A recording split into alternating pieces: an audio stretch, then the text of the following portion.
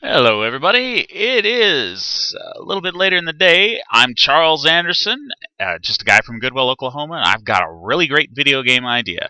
And like I said, it's later in the day. It is September 1st, 2013.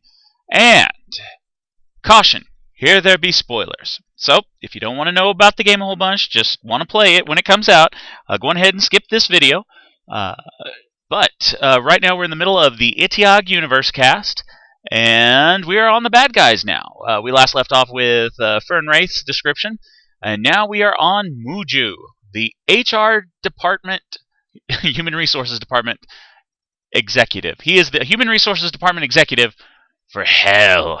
Okay, and his costume, he's going to have a Hawaiian shirt, horns, tail, that whole shtick. His background, after convincing his boss to try out incorporating the business, Muju took a page from the human world and was able to expand the workings of fear, torture, terror, and pain into previously undreamt of depths. The boss saw how even his own bodyguards shivered in fear when, one day, Muju casually mentioned releasing a memo for a board of review meeting on Thursday. The elegance of Muju's evil was that he knew how powerful and destructive a combination could be if you just suggested it. Think PowerPoint presentation, board meeting, statistics, focus group research, uncomfortable suits, and all delivered by a guy who thought synergy and outside of the box, rather than any actual concepts that could be digested.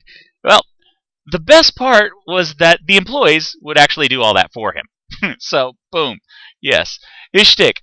This is the guy that, internet forum trolls want to grow up to be like, but usually just end up working for. He's actually quite efficient at what he does, hardworking as well. But if hell is to be unleashed upon a plane of existence, like his boss wants, certain plans have to be set in motion first. Snaps the fingers. Henchman goes, in the background there. Yeah. Now, note, he will be the head of the evil type minion groups for Game 2 onwards. So, yes, we're introducing him in Game 1, but second game, video game concepts for that.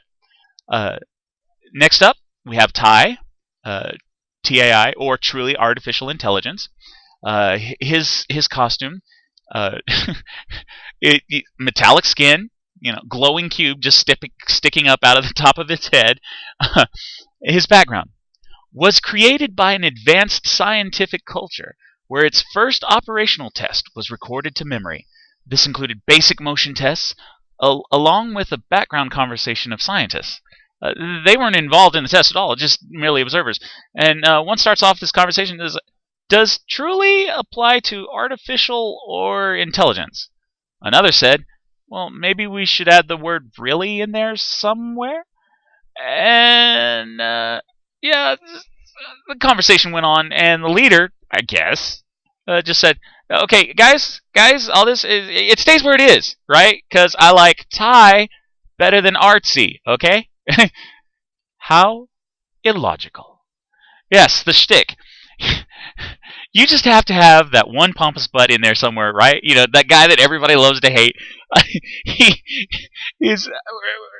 We're gonna have like the whole Dr. Smith of Lost in Space. He's gonna have just like Dr. Evil from the Austin Powers. He will routinely insult all logically flawed lower creatures. Right before he reveals his secret plans and tosses them in a situation where they could logically never escape. So, yeah, the guy that everybody loves to hate. Alright, so, no, we'll be the head of neutral type minion groups for Game 2 onwards, because we're gonna, he's gonna have a puffed up ego, we'll deflate it a little bit, and then, it'll just be like that running shtick for the rest of the series. But, yeah, for Game 1, he's the butt. Next up, Mir. Now this one's going to be the wild card. This is just a strange man in a mask. His costume, it's just going to be a creepy white mask with a glowing jack-o'-lantern design. So if he pops up when the lights are off, you're going to see that glowing jack-o'-lantern design. And yeah, creepy. Just read creepy as all get out. His background was created by an advanced magical culture where ancient and arcane rituals were performed for weeks, with chant shifts cleverly scheduled in so the chanters could take a break, relief chanters could switch in, the whole process could keep going. The whole culture pooled all their knowledge and power into summoning this being into existence. And, though there was one guy in the corner saying, I don't know about this, they created it anyway. An anguished scream cried out, and 3 seconds later, the culture never existed. Mir isn't as powerful as he was in those 3 seconds.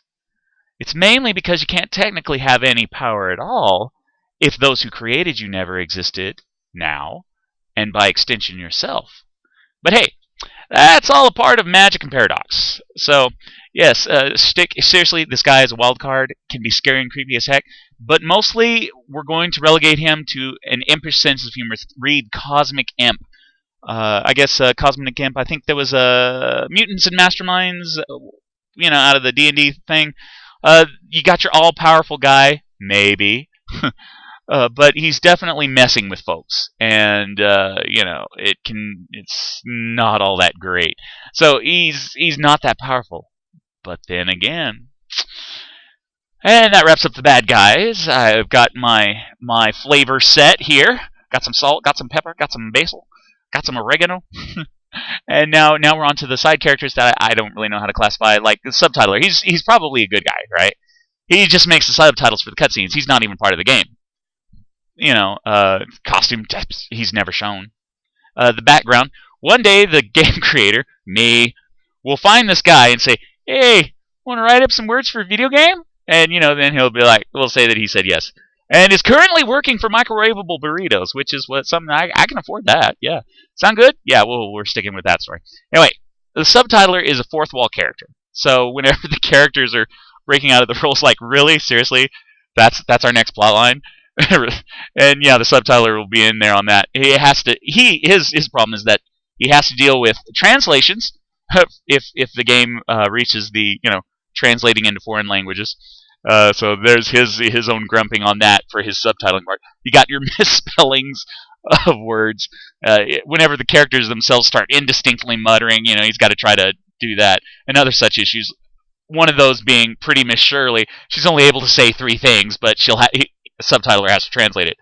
Will actually mess with some of the characters in plot lines that he doesn't like. So he actually has his own. I like this plot line. I'm gonna do my best for it. Like this one, really seriously, I'm just gonna do this one on like a cell phone text ease. The Cambot. It's just a robot camera. All right, and it's just a camera ball with a helicopter top. This is understood to be the camera. This is a 3D game. And part of the tools that I'm going to have is the ability to create storylines, and eventually the gamers will also be able to create their own storylines. So that's just part of the fun that I want.